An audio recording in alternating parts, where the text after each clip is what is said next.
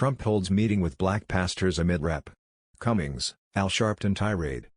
President Donald Trump met with a group of predominantly black pastors at the White House Monday as he continued to criticize one of the more prominent African-American members of Congress and the city he represents.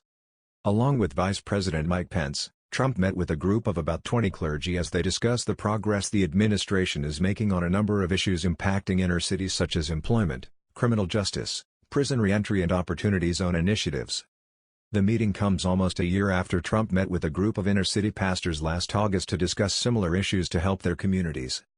Monday's meeting included Maryland Bishop Harry Jackson, a social conservative who pastors Hope Christian Church in Beltsville, Maryland, Bishop Darrell Hines of Milwaukee, Wisconsin, pastor and gospel singer Marvin Winans Jr., Pastor Bill Winston of Living Word Christian Center in Illinois, the niece of Martin Luther King Jr. and Trump supporter, Alveda King, Las Vegas pastor Benny Perez, and the Reverend Bill Owens, founder of the Coalition of African American Pastors.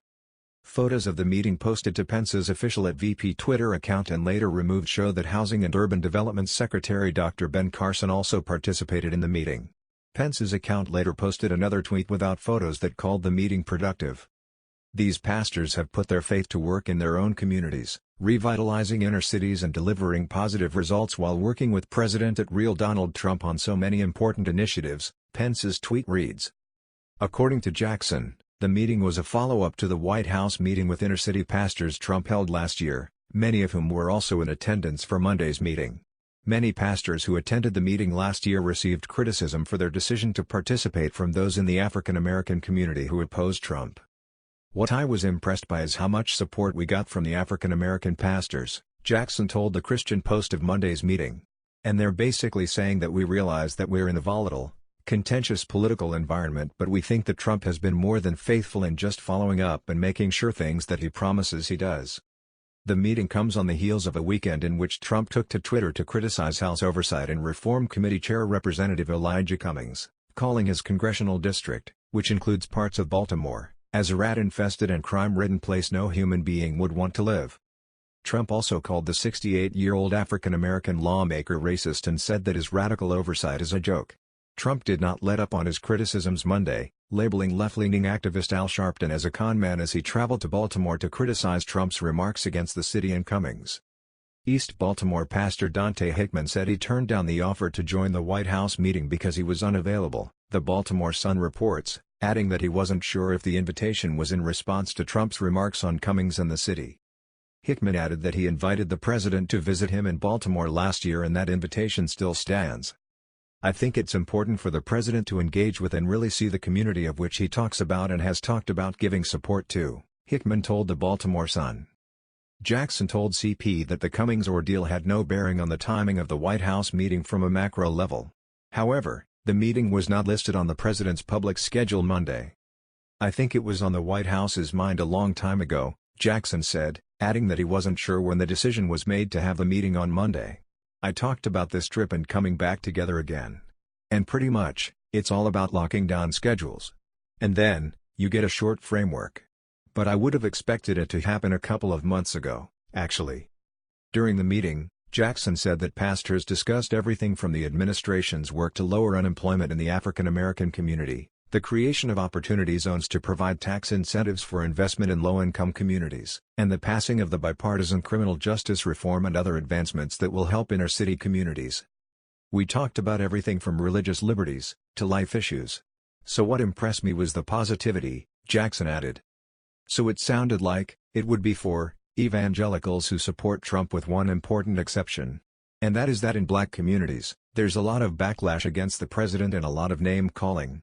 But in that room, they were saying, hey, if our people got a chance to hear your hearts as we heard, they wouldn't think the way some of them think. Pastor Kyle Searcy of the multiracial Fresh Anointing House of Worship in Montgomery, Alabama, also participated in Monday's meeting just as he did last year. I offered a strategy for entrepreneurial development and training in the inner cities of America, as well as in prisons. I know the administration has a great deal of acumen in the business realm, Searcy told CP. And my suggestion was to begin to take those skills and that interest and begin to incentivize corporations that provide entrepreneurial training and development that can stem the tide of poverty and other things. The president was listening to us. He wanted to hear what we had to say, Searcy continued. and he was listening for our thoughts on what he has done, and things he could do in the future. That's the spirit of the meeting. Jackson, who was a member of the Trump 2016 campaign's Evangelical Advisory Committee and has engaged informally with the administration on different occasions, assured that the political makeup of the group in Monday's meeting was bipartisan.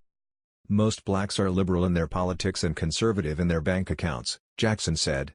I know for a fact that the group was split, politically, because of the demographic and the church structure some of the people come out of.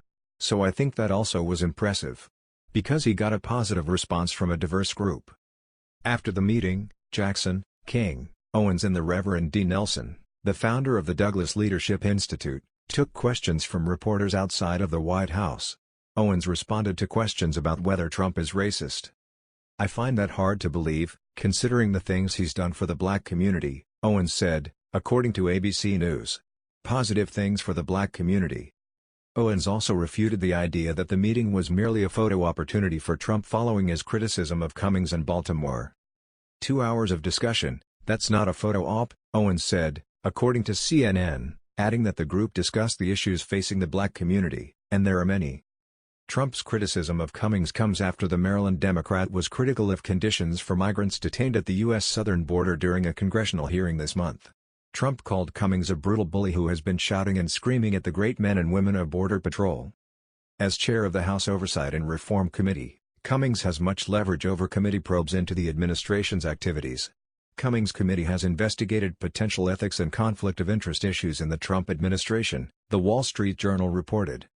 Jackson, the bishop of the International Communion of Evangelical Churches, said that he has met Cummings before but doesn't really know him personally. He's earned his stripes. He's an icon and I think most African Americans know who he is, Jackson said of Cummings. He has respect, but the real question right now is who is carrying the torch for African American civil rights? Who is carrying the torch in this generation for economic justice that many blacks and Hispanics still feel like we really need to get an even playing field? I would dare say that I am not so sure they would think Elijah Cummings is a banner carrier of that.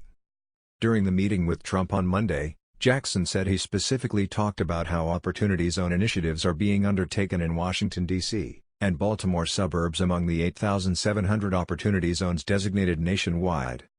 As a Maryland pastor who lives and pastors in between Washington, D.C., and Baltimore, Jackson was asked what he thought of Trump's unfavorable description of the Charm City.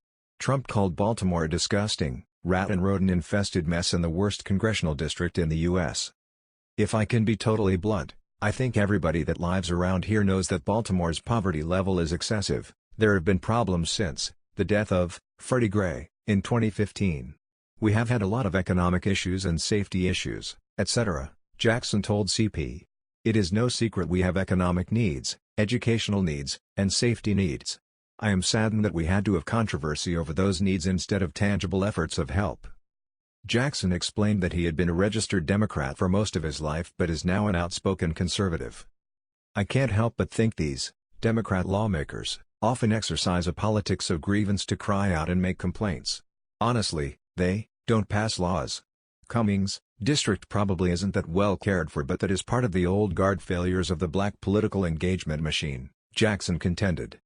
What I felt like you had in that room today was African Americans, some who had master's degrees in mathematics, business degrees or law degrees who have old-fashioned, cornbread and beans Bible message but they have a laptop. They are verbally supporting the president more along the vein of saying, we are looking at the results, we are not looking at rhetoric. We are looking at the results, we are not looking at this repetitious blaming, naming scenario. This news is brought to you by the Christian Post.